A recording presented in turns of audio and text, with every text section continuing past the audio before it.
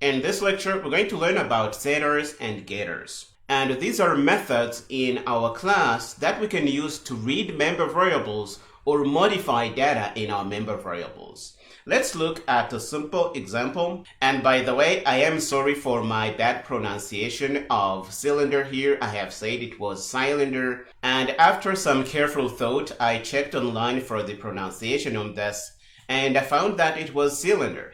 Sorry for this if it was bothering you. I apologize for the bad pronunciation, and I am going to do this right starting from now. Okay, here we have our cylinder class. We have a few member variables and we have the base radius, we have the height. And now we want to go through some public functions to do operations on these member variables, because now that they are private, we can't really modify them or manipulate them from the outside, and we really need to do things with them. So if we want to read things from them, we will use getter functions.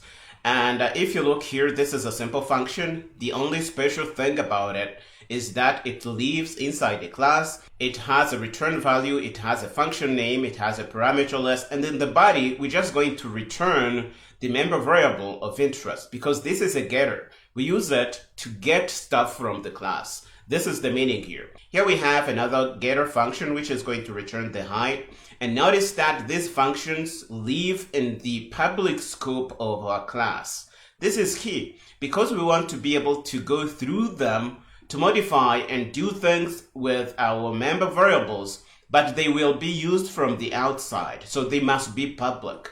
Otherwise, they won't be accessible from the outside. We also have a pair of setter functions. They are going to be modifying our member variables. So set base radius is going to take a parameter that it's going to use to set our base radius. Set height is going to do the same. It's going to take a parameter and it's going to use that to assign a value to our height member variable here. And because these functions are members of the class, they have access to our member variables regardless of whether they are public or private. So this is going to work. We're going to go through them from the outside, and they are going to do the dirty work for us and do things using our member variables to which we don't have access to from the outside. This is the meaning here.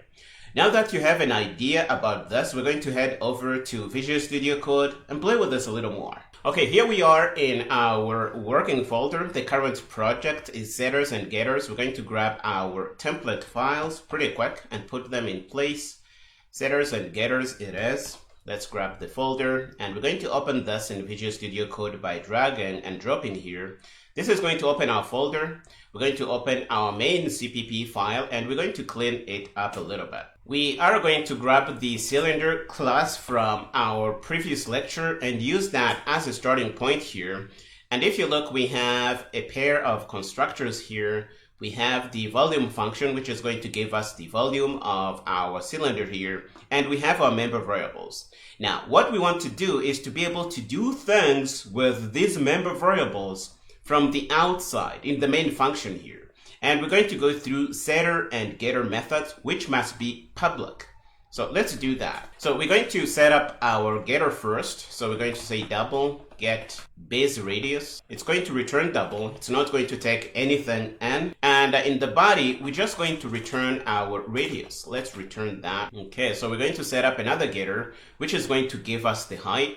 And it's not going to take anything n. It's going to just return our height member variable. Now these are our getters. They are going to be getting things from the class object. We're going to set up other functions that are going to be our setters.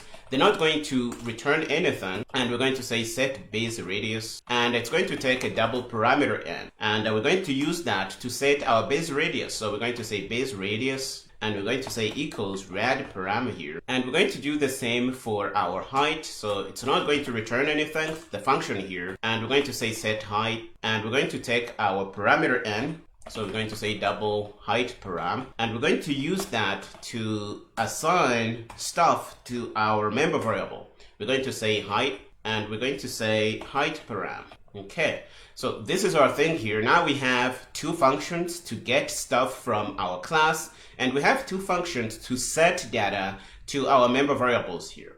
And again, remember that we can't have direct access to these member variables on the outside of the class. And if we want to do that, we're going to be able to do that through our setter and getter functions now. For these functions, setters and getters, to be accessible from the outside, they need to live in the public section of our class. You see, this public keyword here is going to apply to anything after it until we change this to private somewhere.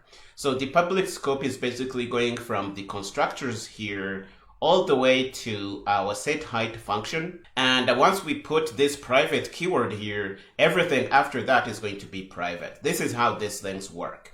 So let's try and use this in main. We're going to set up a cylinder object, cylinder1, and let's put in, for example, 2 and 3, why not? And now if we want to have access to the base radius, remember, if we tried to access that directly, let's say that, if we try to do something like cylinder1 and say base radius, you're going to see that we're going to have a squiggly line, meaning that there's something wrong with our call here. Let's bring up a terminal and see what Visual Studio Code thinks about that. Member base radius declared is inaccessible here. If we try to build, we're probably going to get a compiler error that says that base radius is private in this scope, and that's what we have here, declared private here. So we can't access this from the main function here. But now that we have our getter functions, we can go through them and have access to private member variables. And notice that because we are returning by value here, what we return is going to be a copy. You really need to keep an eye for whether what you are manipulating is the original stuff or a copy. So here we're going to be returning by value and we're going to return a copy, but this is still useful in some cases. So here we can use our getter. Let's take out this here and say get base radius. It is a method or a function, so we need to put our function call here. And now if we try to build, let's pass this through GCC and see what we get. You see, the build is good. We can run this program. Let's clear and run Rooster. You're going to see that the base radius is 2 now. Now that we have these things, we can actually modify stuff about our cylinder here. Let's put in 10 and 10 just to be able to follow this easily. And we're going to print the volume. Let's say volume, and we're going to say volume here. We're not going to use the getter here. We're going to say volume. This is going to print our volume, but we're going to modify our member variables. Remember, this is an object of our cylinder class. So we're going to say cylinder1 set base radius. We can do that, and we can change this to 100, for example. And we can change the height, set height.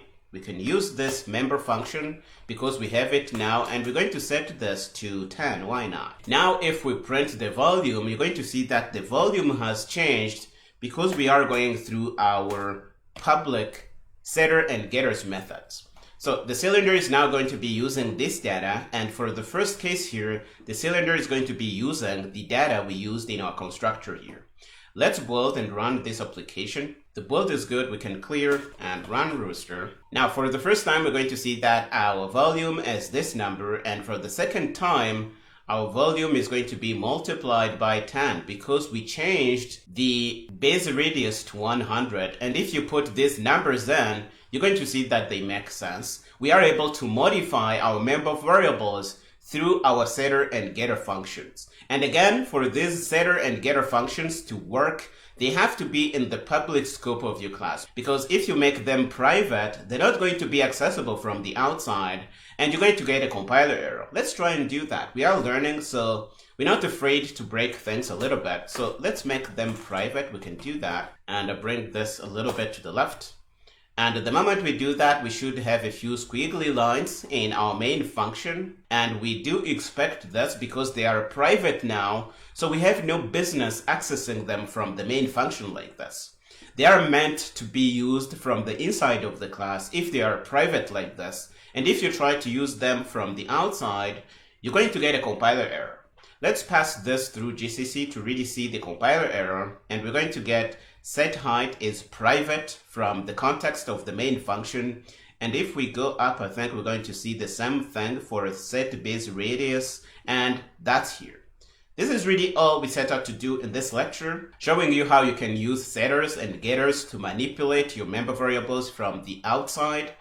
And I hope you found this useful. We are going to stop here in this lecture. In the next one, we're going to show you how you can split your class across multiple files.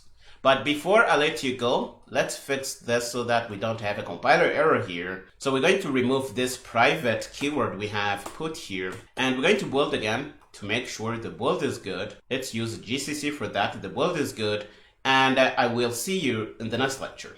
Go ahead and finish up here and meet me there.